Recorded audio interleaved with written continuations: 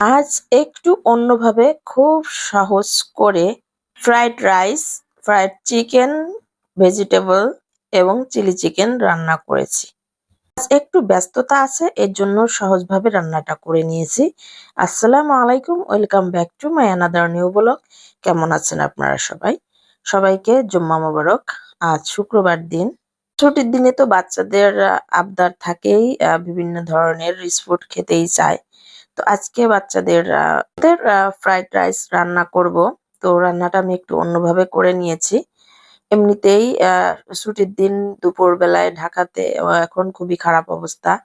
Gas থাকে না, আর দুই চুলা যদি জ্বালানো হয় তাহলে একবারে গ্যাস কমে যায়। তো একটু অল্প সময়ে আর যেভাবে সহজভাবে রান্নাটা করে নেওয়া যায় আমি সেভাবে আজকে রান্না করেছি। তো এখানে পোলাও চাল একটু ধুয়ে 5 মিনিট আমি ভিজিয়ে রাখবো। তারপর সুন্দর করে আমি ধুয়ে নিব। আর একটু ভিজিয়ে রাখলে চালগুলো একটু সহজ হয়ে যায়। আর সবজি কেটে নিয়েছি। আর সবজির মধ্যে গাজর, বরবটি, পেঁপে, একটা আলু দিয়েছি। আর রাইস এর মধ্যে দেওয়ার জন্য গাজর কুচি কুচি করে কেটে নিয়েছি, আর বরবটিও একটু ছোট করে কুচি করে নিয়েছি। আর আলাদাভাবে পেঁয়াজ কিউব করে কেটে নেওয়া। আর যে প্রতিটা আইটেমের জন্য আলাদা আলাদা করে পেঁয়াজ, কাঁচামরিচ কেটে নিয়েছি। মুরগি বের করে নিয়েছি। আর এই একটা মুরগি দিয়ে কয়েক রকমের আইটেম রান্না করব। ছোট ছোট করে কেটে নিব। আর চিলি চিকেনের জন্য আলাদা কেটে নিব, তারপর চিকেন ফ্রাইয়ের জন্য আলাদা কেটে নিব।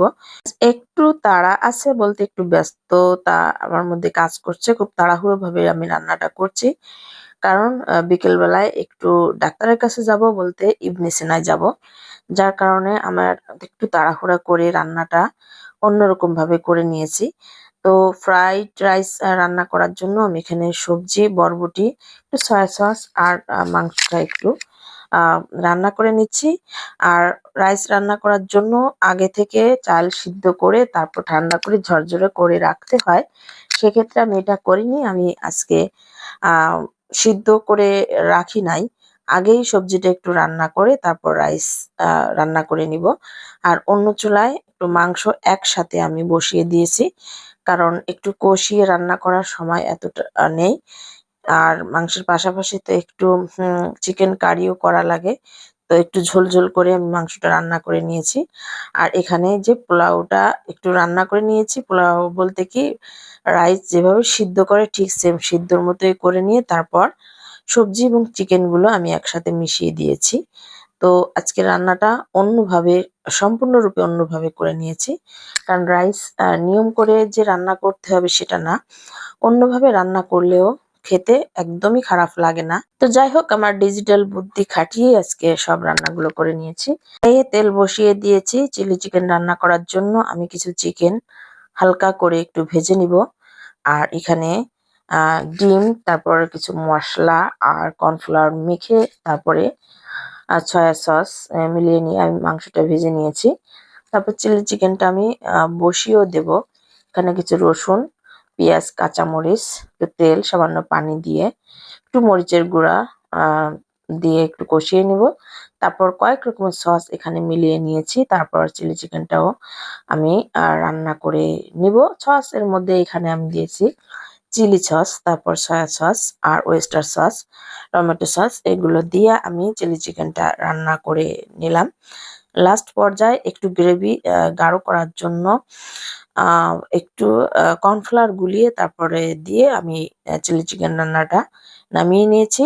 আর এবার ভেজিটেবল রান্না করব। ভেজিটেবল রান্না করার জন্য চিকেনটা একটু ভেজে নেব। আর চিকেনটা একটু মেরিনেট করে মশলা দিয়ে রেখে দিয়েছিলাম। তো এখানে আমি ভেজিটেবলও আলাদাভাবে সিদ্ধ করি নাই। এটাও আমি একসাথে সবকিছু দিয়ে বসিয়ে দেব। আর একটু সয়া সস দিব, পেঁয়াজ, কাঁচামরিচ আর মাংস তো আগেই দিয়েছি। আর একটু সুন্দর করে ভাবে সিদ্ধ যখন হয়ে আসবে শেষের দিকে কর্নফ্লাওয়ার দিয়ে আমি নামিয়ে নেব। তো সব মিলিয়ে কিন্তু রান্নাটা অতটাও খারাপ হয়নি। বাচ্চারা খুব মজা করেই খেয়েছিল। অফ ক্যামেরায় আমি চিকেন ফ্রাই গুলাও করে নিয়েছি। ওটা আমি ভিডিও শুট করতে পারিনি, বলতে ভুলেই গিয়েছিলাম। তো ফাইনালি সবগুলো রান্না আমার কমপ্লিট। বাচ্চারা তো আগেই খেয়ে নিচ্ছে আর এখন আমি খেতে বসেছি। আমি প্রথমে একটু সালাদ, তারপরে চিকেন ফ্রাই, তারপরে চিলি চিকেন নিয়েছি, ভেজিটেবল নিয়েছি। তো সবাই খেয়ে খুব উৎসাহ করেছে। তো আমার ফাইনালি ডিজিটাল বুদ্ধিটাও কাজে লেগে গেছে। তারপর তো এই যে বিকেল বলতে সন্ধ্যার একটু আগে আমরা চলে গেলাম ইবনে সিনায় ডাক্তার দেখানোর জন্য। আর যেতে যেতে ভিডিওটাও শুট করে নিলাম। তারপরে আমরা পৌঁছেও গেছি ওখানে। আর যেহেতু ডাক্তারের সিরিয়াল দেওয়া আছে, ওখানে কিছুক্ষণ বসেও থাকতে হবে আমাদের। তো সবকিছু মিলিয়ে আপনাদের ভিডিওটি কেমন লাগলো? যদি ভালো লেগে থাকে ছোট্ট একটা কমেন্ট করে যাবেন। আজ এখানেই বিদায় নিচ্ছি। ভালো থাকবেন। আল্লাহ হাফেজ।